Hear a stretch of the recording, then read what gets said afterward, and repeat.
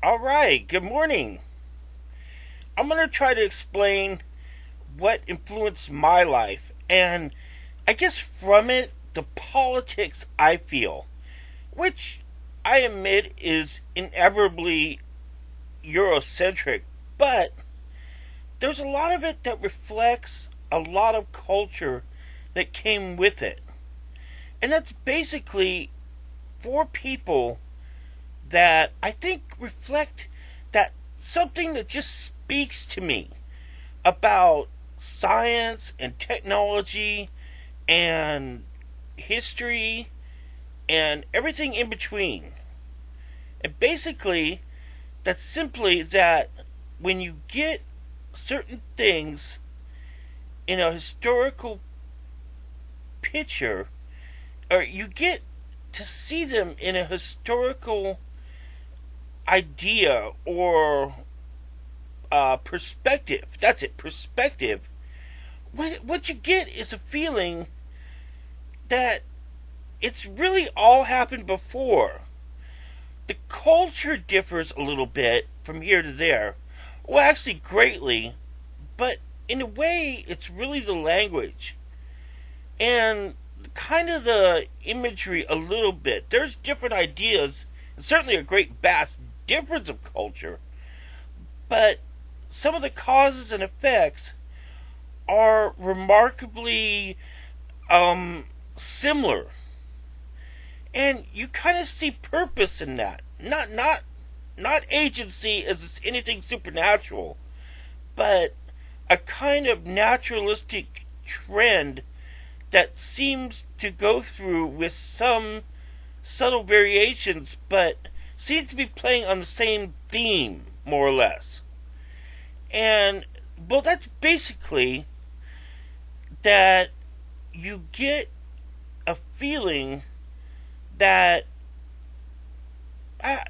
let me get it right. You just get this really strong impression that human nature, even between different cultures and different people, seems to hit the same markers.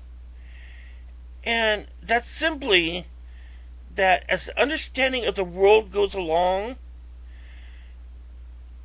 it creates science from it, and from that, technology. But see, when we think of technology, we think of like maybe pre industrial, maybe post industrial, more like. But we tend to think of things like electricity and cars and things that are produced. But technology has always been with us, even from the Stone Age and before. It's hard to explain, but with understanding of the world around us, people use that in basic ways to create a technological, even low technology society, like a screw inside a tube so you can pull water up from water or from a well or something. Um, a bucket in a well is a good example of technology. I mean, anything where you're using materials to change your standard of living from a idea that you have that isn't just simply a reaction or, you know, that's technology. Bows and arrows, or even arrowheads on flint arrowheads on a stick, is technology. It's pretty much all technology.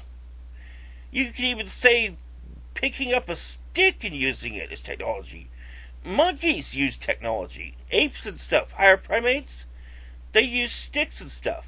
But I think what different human beings is that we had, even before fire, we had a collective memory because we had an oral history. That's really what sets us different than the animals, because the animals had prehensile fingers. They sometimes used fire when they could get it, like we used to. Um, but there was no written language, of course. But even before written language, there was oral language. Something happened to us where we could use our imaginations to actually remember things. And that's why I want to get to the authors, the four authors that really stuck with me from a kid to my age now, that kind of changed my view on how I saw culture and everything. And this is, to be honest, this is why I rant and rave in people's comment sections and stuff, and talk about conservatism and liberalism and libertarianism and socialism and even nationalism, only because it's an idea of thought. You know what I mean? That's nationalism's a little too hard to explain right now, but it's just, it's kind of like, if all commies were Marxists, then all nationalists would be nationalists, and it has a lot of pitfalls. But basically, one thing you have is a kind of primitive group mentality, and that's just like saying, I'm here with my guys, and then other people are like, well, I'm here with the communal group, and that's not communism, but it's communal, so there's just slight variations on all this stuff. And that's really where it starts, is in the agricultural aspects of society before it goes into industrial and then on into the divisions that make up the modern world. And there's four quite progressive authors that really talk about technology and how it developed in very low-tech ways. Primitive technology from basic science that they got right, that they was empirical, or they could be proved. Empirical evidence goes back 5,000 years, I think, to the Chinese, and before that to, I think some places in the Middle East, and the Egyptians, which had like a 5,000 year technology, even before the pyramids. In any case, let's talk about the four people. And I think this might really help you try to see something of what I see, because when I'm talking about all that technology, what I'm talking about, very simply, is something known as scarcity. Scarcity breaks down into like 5 or 6 things, and basically it's how you take finite resources and apply them with your culture to your society with the understanding of science that uses that to condense your energy to make it more utilizable. And that would be your technology. Because that's all really technology is. It's just taking a bunch of stuff, whether it's information, land, manpower, information. There's about 6 of them. Information, land, anyway, yeah, it's hard to keep track of, I should really get that little bit of spiel down if I'm going to promote this stuff so heavily like I do. But yeah, there's energy, there's like 2 or 3 more, and materials, and I think maybe food, but I don't know. Anyway, the point is that these 4 authors really touch upon this. And once you get into reading them or watching the shows, many of them are here on YouTube, that you can just go right to these names I'm mentioning, and you can see all this. And I think it'd give you a different perspective to view these things on. About neocolonialism and how all this stuff happened and why it happened, and possibly how it happened to these people before.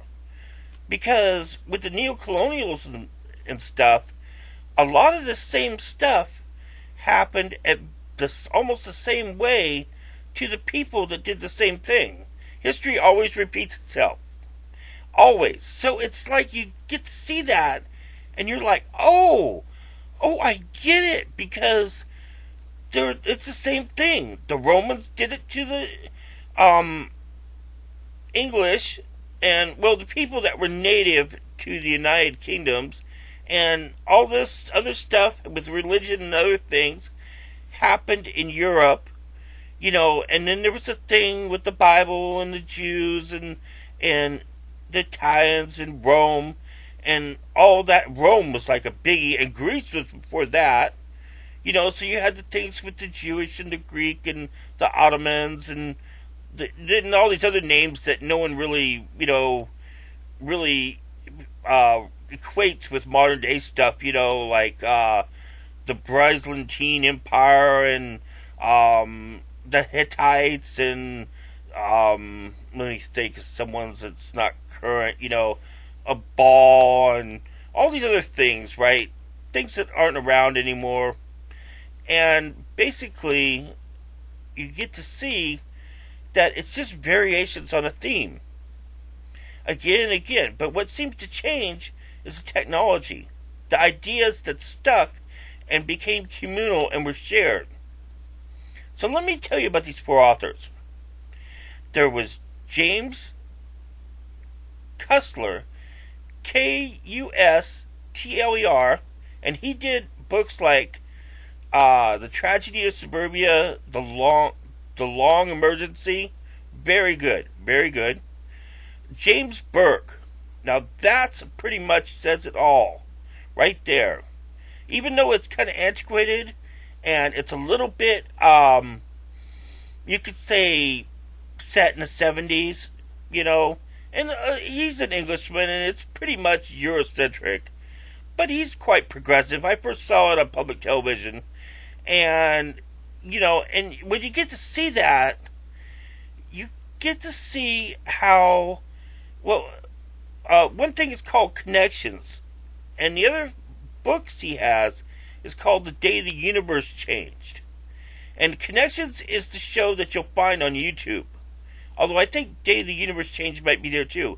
It's talking about how science and things that were developed from science that were completely different than what the people were trying to do changed the world because it made something else obsolete or made something else utilized and sent history down a wild course than anybody thought it would be. And that's what happens nowadays, and why you can't really predict excuse me, history, even the future, because something new will happen and it'll completely send the future off going a different way. And then there's Jerod Diamond, and he hits on a really important thing, and he's talking about how early history was developed and how, and his book, Guns, Germs, and Steel, what environment you were from by latitude and how you were acclimated to that environment set you apart from other people in different latitudes. So it's not really race, it's more about latitude and where you were developed from. Because, for example, the beginning premise of the whole thing is, why is someone in New Guinea just somebody who's still living basically almost the same way? And why has the Western person spread all the way around the globe? And it turns out that if you could have a large latitude that goes from east to west, you could develop along those same longitudinal lines. And that means you could develop more of your things. Now, the advantages the Europeans had was that it came out from originally the Middle East before the Fertile Crescent dried up because they out-farmed it because it only had a very thin crust, was domestic animals and crops, and that they could go head forth westward into Europe and still stay along the basic um, um, seasonal lines, because that's the part about being the same health, is yet you're still in the same seasons. You see, and then that gives you a biological advantage, and especially if you've got your domestic animals around and you're immunized against their diseases. You see, but if someone else is traveling and you're not, you'll catch something and pass away before you can colonize an area.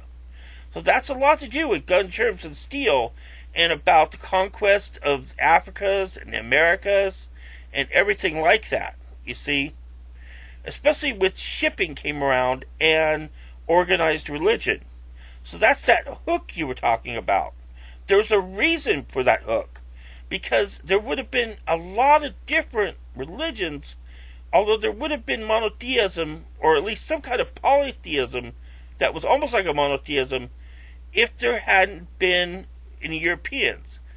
If the plague had been just 5 times worse, or Genghis Khan had gone left instead of right, we would have been mostly Mongolian. You would have been talking not about Europeans, because that would have been a slight minority that might not even, that just had a few places in Europe that would have been left of pure European, whatever they would have been called in that alternate reality, as opposed to ours, because of something in history changed.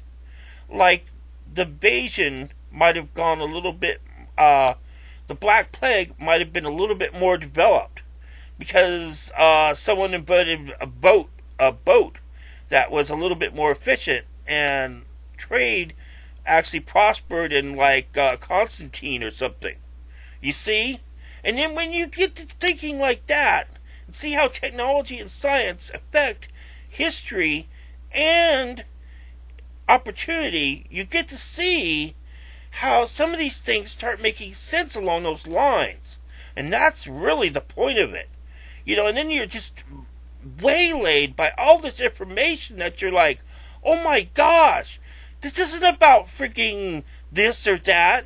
This is just about freaking incident and opportunity, going all the way back to history and the way the world circles and everything. You know, and you're like, oh, I get it now. This is a thing that's just going on. And it's like, it's just a friggin', you know, I forgot what they call it, but one of those friggin' aha moments, you know? Well, let me see. That's Jerod Diamond.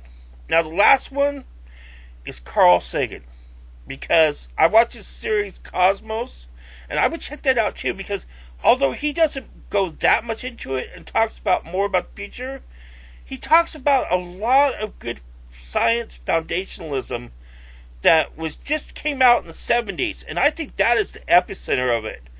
And it talks about things like if you could see future space places and stuff like that, which is really talking about where we got from here, you know, about atomic weaponry and about what future societies might be like and going into space, and a lot of things besides general science he talks about that really hit into the later part of the human condition. Kind of where James Burke leaves off, freaking Carl Sagan starts in. And that's just more of the same. That's completely like that. You could say these guys were all Eurocentric, and by Eurocentric, that doesn't exactly mean white Anglo-Saxon Protestant, because it could mean Catholic, it could mean Russian, it could mean Italian, it could mean anything from Rome upwards, you know, and even other things around the world in various places that were still Western, but weren't exact, or influenced Western world, like Islamic, and around the 11th century or so, before it went into hard Sharia law, and all those things, you know. China, you know, everything. The reason the Middle East was so important after a time is because it's the direct trading route from the east to the west, hence the Middle East. And things that we didn't know or didn't have in the European area and before the New World was really colonized. And that was things like silk. The simple thing is silk, and spices and things like that were ultimately frigging very important. Because they didn't have dyes, they didn't have frigging various foodstuffs, and that meant the difference of life and death in certain places. They were frigging hunting whales for oil for lamps. They didn't know that you could get it from the ground, or you could just process certain foods in a certain way and make your own oil. That didn't come out until friggin' 20 years ago, or no, about 10 years ago, with bio oil, biodiesel. All that time, and people didn't know that. They were going out risking their lives in friggin' whaling and stuff, and the poor whales, So really, and I could go on and on and on and on and on and on and on.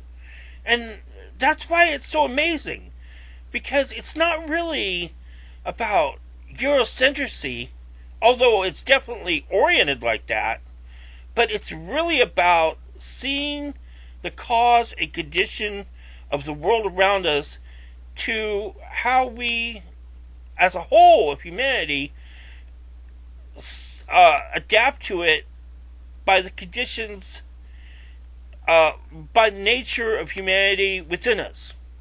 And that's what it is. And that's why, it seems sometimes, at least for me, when I hear all these things, I just get so frustrated because I'm like, no, it's just a repetition on a theme. There is a way to do it. There is a way around it.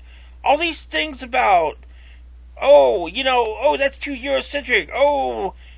That's not fair to this person. That's not fair to that person. It's like, why? It's just blah. Blah. I don't know. It seems like unnecessary stopgaps to success. If we could all just, I don't know, in not just my way, not just your way, but our way. If we could find the way, we could go there. I mean, it's just, it's just seeing the world whichever way you want to see it, but the way it's always been and will be. If that makes any sense. I hope it does. That's what I'm trying to say. So I hope that helps. I really hope that gives something. Because that's the way I see it. We got a world that we could use easily if we could get past ourselves. We ourselves are our own stumbling block to make it better for ourselves. If we can get past ourselves and get ahead of ourselves, we could actually have something for ourselves. And I think that would be wonderful. And I think it's possible. So call me a dreamer, but that's what I see. And that's what these four authors, Carl Sagan, Jerod Diamond, James Burke, and James Kustler, Kustler, yeah. And, and I think once you take a brief look at those on YouTube, and you'll start to see it, I think. Maybe you won't agree, maybe you'll have a different take on it. But anybody could have a different take on it, and yet still see the same pattern in a different form. It's order within chaos. It really is. And it's beautiful. So I hope that helps. Cheers out.